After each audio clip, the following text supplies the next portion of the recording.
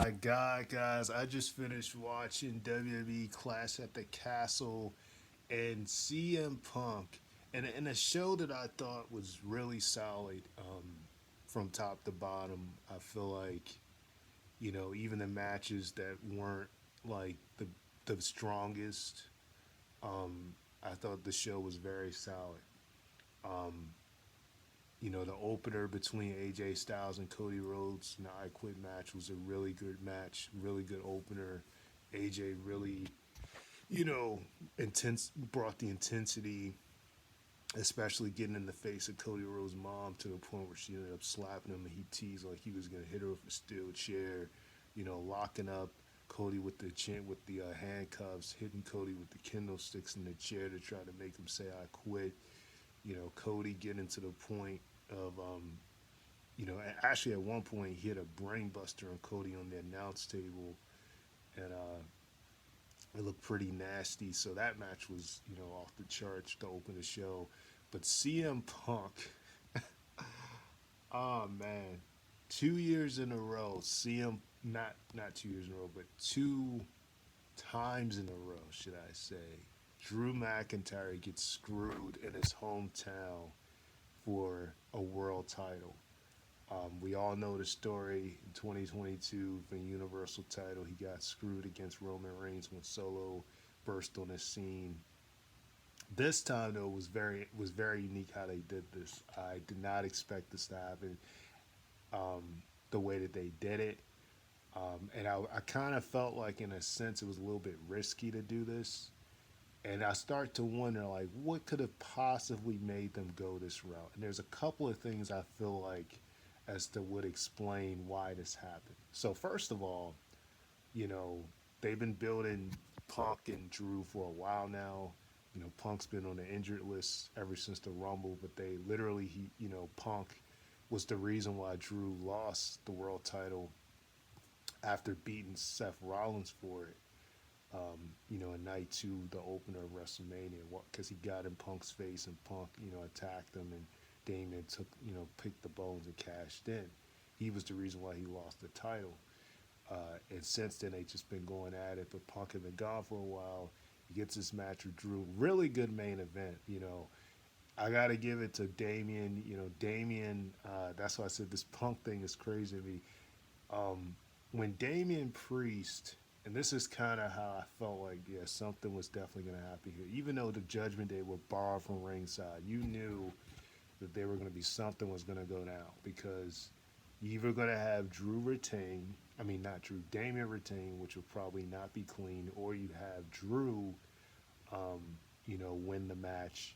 But if you have Drew win the match, um, then the question would be, are you going to have him lose to Gunther? Because the destination, I think most were expecting that they would do Drew versus Gunther at SummerSlam. Now, Drew actually did face Gunther last year at SummerSlam. I think most people tend to forget about that. But when Gunther was the IC champion, he actually did face him last year at SummerSlam because actually Drew, after WrestleMania, after the triple threat between him, Gunther, and Sheamus, he was gone for a while.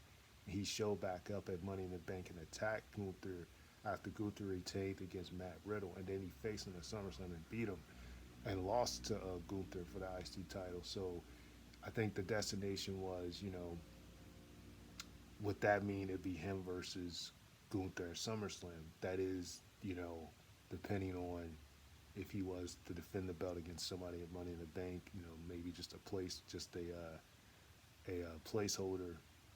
Um, Actually, that's not the proper name for it. Just somebody like just somebody there, kind of like with Cody right now with AJ. The two why he had another match with him because the bigger thing is with him and Bloodline or whatever. Um, but yeah, I think that was what most people expected. But and I kind of expected that, but then I thought about it. I was like, you know what? In a sense, I kind of get why they did this, but at the same time, and like at the risk of doing it in his hometown, though, and Punk didn't get like a huge, like massive heat, but there were a lot of fans. You could tell that it blew the crowd down. after the ending to this. Like you could tell the crowd was definitely uh, not happy. But the question is like when they go back to the states, is Punk still going to be classified as the heel here because of the way he screwed Drew out of this match, or is he going to still be the face? Because initially, it was Drew that was being a heel, but in this situation, it was like Punk deliberately screwed him out of the match. But the match was going great. I think, you know, for Damian Priest to suffer the incident where he was trying to go for a dive and his leg got caught up in the ropes and they couldn't really get it out. Drew was like saying, "I can't win the title this way," and he got him back in the ring. That definitely affected him, and I hope he's not seriously hurt after that because he was tied between the ropes for a while. But these guys brought it. I mean, Drew had a whole entrance. With the pipe band coming out playing some music, and then his theme song came on. He got a full entrance. Michael Cole even referenced to the fact he had his wife's name initial like K, who couldn't be with him, was out in the states, couldn't be with him to see him wrestle. So they really was milking it for his interest and everything, and you know I thought, maybe this would be it. And for a while, because Drew hit two claymores. When Drew hit that second claymore, and Damon kicked out, then I was like, okay, it must be something here. And then when the ref dodged the ring, because these guys went at it, especially when you consider how early Damien got hurt. They still went at it. Drew hit him with a claymore that actually sent him through the barricade, which looked pretty nasty. It was smooth how he hit it and tried to get Damien back in the ring for another claymore, but Damien countered into the South of Heaven, and Drew kicked out of it of the South of Heaven, the first one, and Damien managed to hit a Razor's Edge to Drew, which Drew kicked out of. Damien actually hit a Hurricane Rana from the top of the rope, which Drew ended up like kneeling up and hitting him with a claymore. That was probably the highlight of the match right there when he hit that Hurricane Rana, and then Drew like hit him with the claymore right after, and Damien kicked out. Because I thought that would have been the finish right there, but Damien ended up kicking out. So these guys brought it. The fans started chanting, "This is awesome." They were definitely, brought it, especially when the Damien training blows with the kicks on Drew, and Drew hitting him with the Glasgow kiss with the headbutt. These guys were bringing it throughout the match, and just when it finally looked like Drew was going to put Damien away, because he managed to hit him with a third claymore. And you see, the way they did the camera angle, they like pulled it far back. So if you were there live, you would have clearly been able to tell it was CM Punk. But from the way they had the camera angle, after the ref got knocked down, when they hit the ring post, you couldn't really tell that it was CM Punk. But then looking at the back of his head, I should have been able to tell that was him. So you see this guy running in the ring like he's about to count to three, and then he stops counting. That's when the camera turns into CM Punk.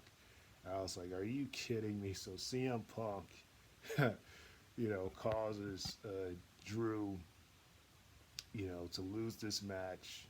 Drew tries to attack him. He hits him with a low blow. Damien capitalizes, which Damien, doesn't know what happened. Retains the belt, and the crowd is just completely dead at this point. But then, some of the crowd, at least the ones that CM Punk was standing beside, was actually chanting him, cheering for him. But I don't know, maybe I couldn't hear on my end, but it didn't sound like Punk got a huge, negative reaction. It sounded kind of mixed for what happened.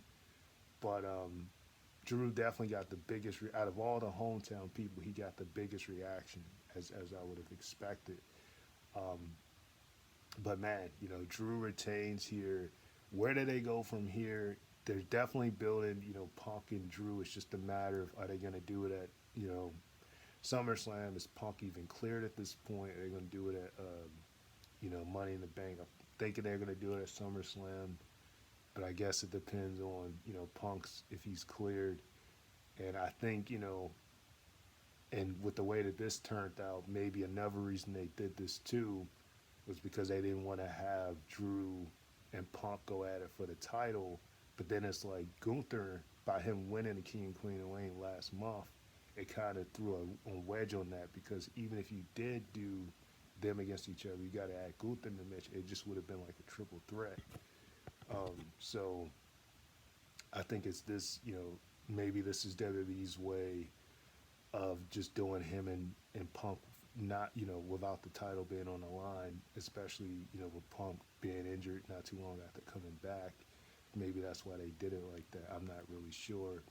I mean, that's just my thought of, probably the reason they did it. And then also, it gives Gunther, because see, if you have Drew win here, as great as that moment would have been, which is, it's sad, he comes to Clash at the Castle and gets beat again, with a screwy finish. But I think the other thing to consider is if Drew did win, the question is whether or not he would beat Gunther at SummerSlam. And the way that they've been booking Gunther, I feel like Gunther would have actually ended up winning the title. So in a sense, it just would have been kind of flip flopping with the title because if you have Drew win, that's great.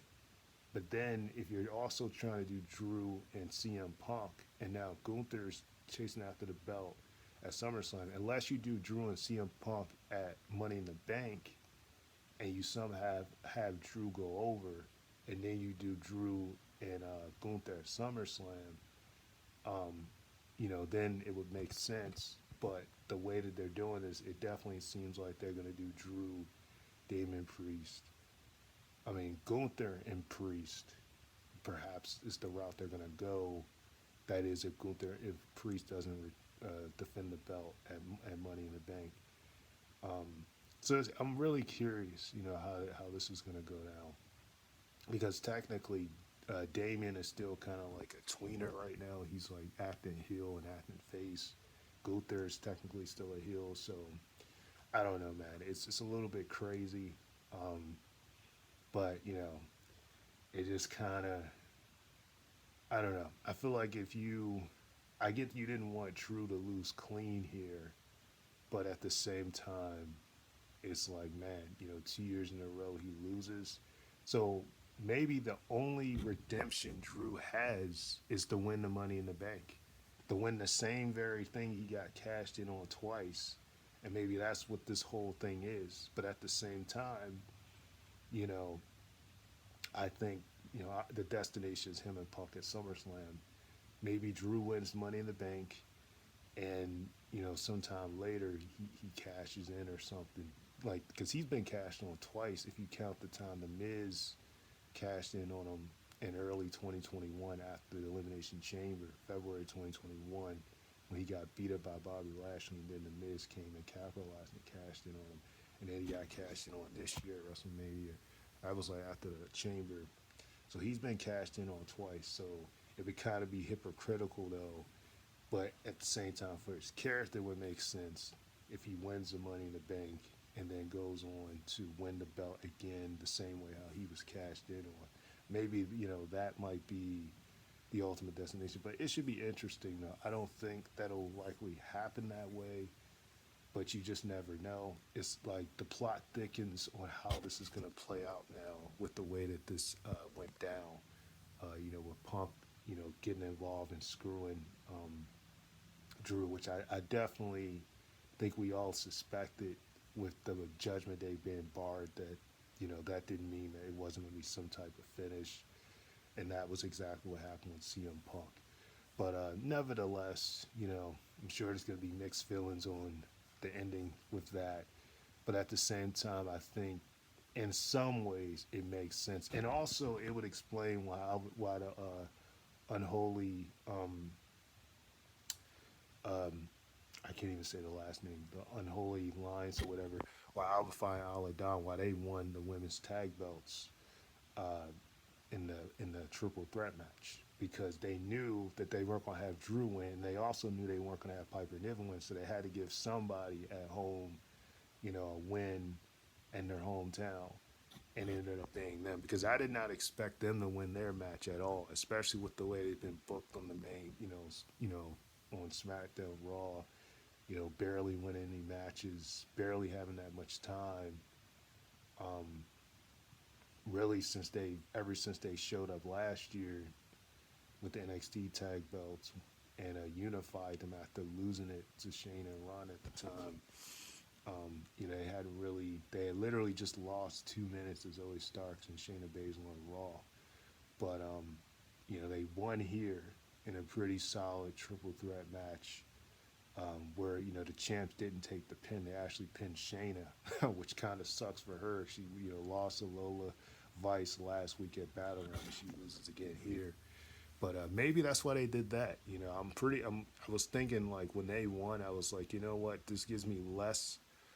Of this gives me less hope that Drew is winning because when I seen that they won, I was like, I think they did this just kind of like as a reward, because number one, this was like their first premium live event since being on the main roster, and then also considering what happened with Albert Fire with her mom and everything, I think that this was just kind of a way to, which is fine.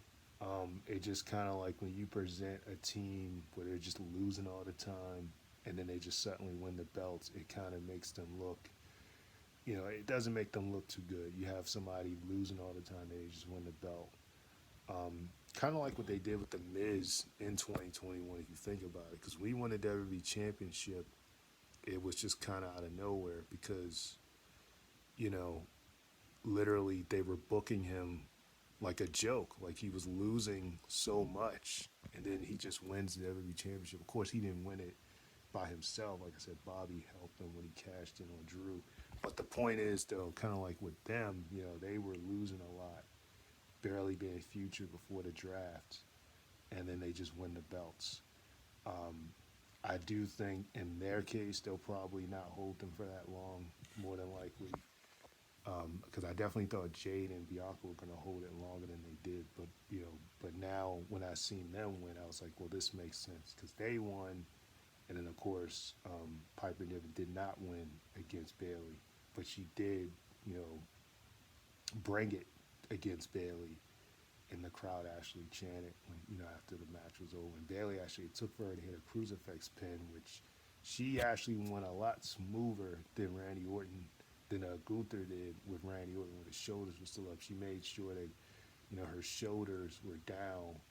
In the match because they had a back and forth match. Chelsea Green got involved in more than once. Tried to put a mask on and pretend like she was a luchador. Uh, to get back involved after she was ejected the first time.